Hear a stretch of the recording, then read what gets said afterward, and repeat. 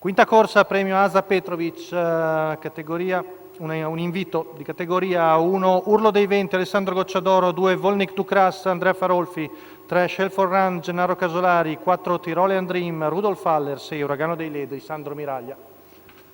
Molta attesa per il rientro di Urlo dei Venti,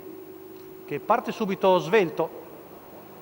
e mantiene la corda davanti a Volnik Dukras, poi vediamo Shell for Run davanti a Tyrolean Dream, mentre Uragano dei Ledi rimane di fuori scoperto. Vediamo ora le intenzioni di Sandro Miraglia, se ripiegherà in coda. Intanto Urlo dei Venti arriva al primo paletto dei 200 metri in 14,4. Poi Volnik Dukras si mantiene dietro di lui davanti a Shell for Run. Intanto viene squalificato probabilmente per ambi oppure per una doppia rottura Volnik Dukras e quindi lascia Andrea Farolfi, si allarga. Squalificato il figlio di Varenne, rimane in vantaggio Urlo dei Venti che percorre 29,3 i primi 400 metri, ora gli altri sono un po' a distanza con Uragano dei Ledi che staziona all'esterno.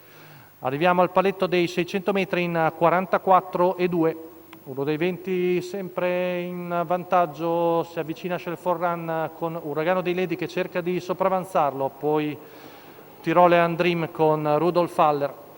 14,8 qui davanti alle tribune, il primo giro va via in 59 secco da parte del figlio di Mago d'Amore che conduce sempre Uragano dei Ledi che sta litigando con Shell for Run che si mantiene secondo davanti a Tyrolean Dream, chilometri in 1,14 secco, 15 la curva, retta di là, ancora in vantaggio Urlo dei Venti su Shell for Run, Uragano dei Ledi che è sempre all'esterno, poi Tyrolean Dream terzo alla corda, siamo a 400 metri dalla conclusione, la retta di là è passata in 14,8, ultima curva, si distende Urlo dei Venti con Alessandro Gocciadoro, gli altri si lottano ancora tutti e tre per la seconda piazza, siamo a poco più di 200 metri dalla conclusione, l'ultima curva è passata dal figlio di Mago d'Amore in 15, retta d'arrivo, Urlo dei Venti ancora in netto vantaggio, si distende ancora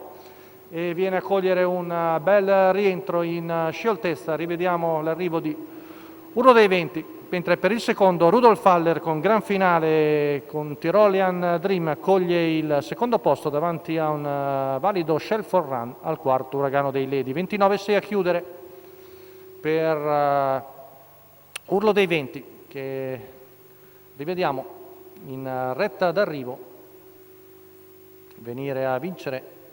dopo, ricordiamo, un anno e mezzo di inattività. Urlo dei Venti, Alessandro Gocciadoro.